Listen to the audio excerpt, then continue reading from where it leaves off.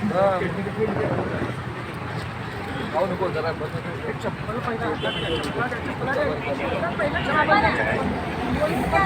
महाराष्ट्र. मी पत्रकार सचिन सुभाष आणि जुचंद्र. आज आपण आलो आहे शिवसेना उद्धव बाळासाहेब ठाकरे शाखा प्रमुख श्री मंगेश नारायण चव्हाण, वार्ड क्रमांक 105, शहर प्रमुख शिवसेना शाखा पनेरा नगर नायगाव पूर्व 400-208.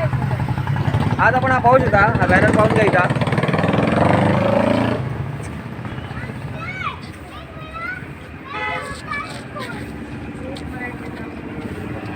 पाहू शकता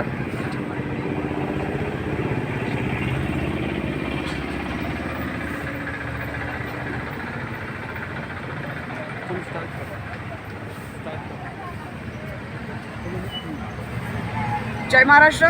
मी सिद्धी किशोर वाडेकर, विभाग संघटक पनेरा नगर. आज आम्ही इथे सर्वजण जमलेलो आहोत.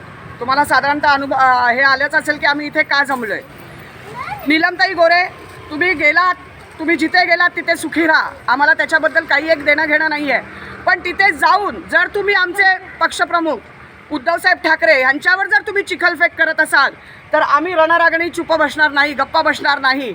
आज तुम्ही त्यांच्यावर आरोप करताय की कुठलंही पद देताना ते 2 मर्सिडीज मागतात. तुम्ही हे सिद्ध करू शकलेला नाही आहात.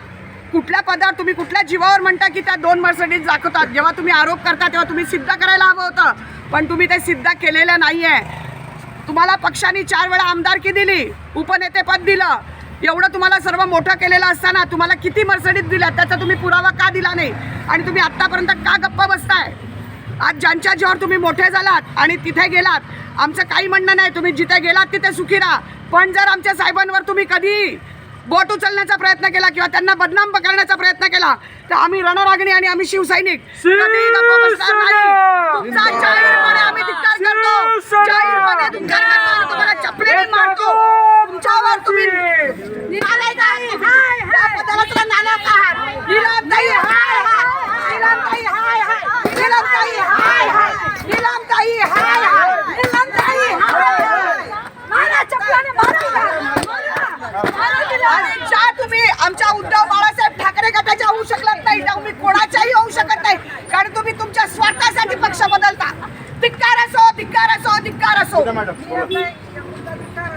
अतिशय घाणेरडं हे प्रकरण आहे की तुम्ही ज्यांचा जीवावर एवढे मोठे झाले, ज्यांनी तुम्हाला नाव दिलं, ज्यांनी तुम्हाला सन्मान दिला, ज्यांनी तुम्हाला आमदारकी पद दिलं आणि तुम्ही आज त्यांना सोडून दुसऱ्याकडे तुम्ही कुठेही जा, पण तुम्ही हे जे घाणेरडे साहेबांवरती आरोप करतायत ते अमान्य आहे. आणि नीलम, तुझी लायकीसुद्धा नसेल की तू दादांवरती किंवा साहेबांवरती असं घाणेरडे आरोप लावते आणि तुला चपलानी मारूसारखं वाटते. आणि आज ही जी रणगडांगडी आहे आज तुझ्या फोटोवर, पण उद्या जर तू नाही ऐकलंस आणि तू माफी सर्वांसमोर नाही मागली तर तुझ्या तोंडावर येऊन तुला चपलानी मारणार.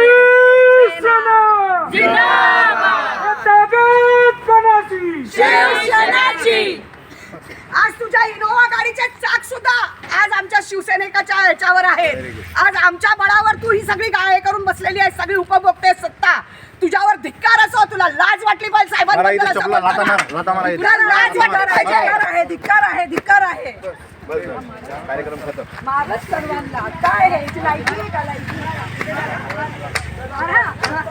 मारा तिला, मारा ना तिथे भेटली.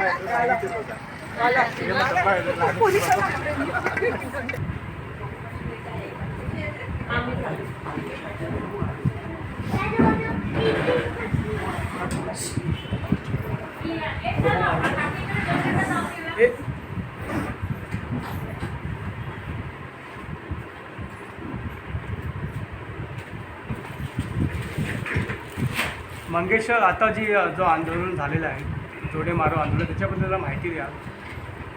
आता याच्याबद्दल माहिती द्यायची म्हणजे आज काही दिवसापूर्वी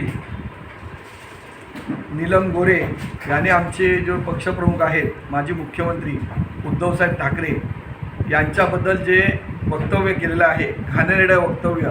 एवढे दिवस ह्या गोरेबाई त्यांच्याबरोबर एकदम निष्ठेने काम करत होत्या.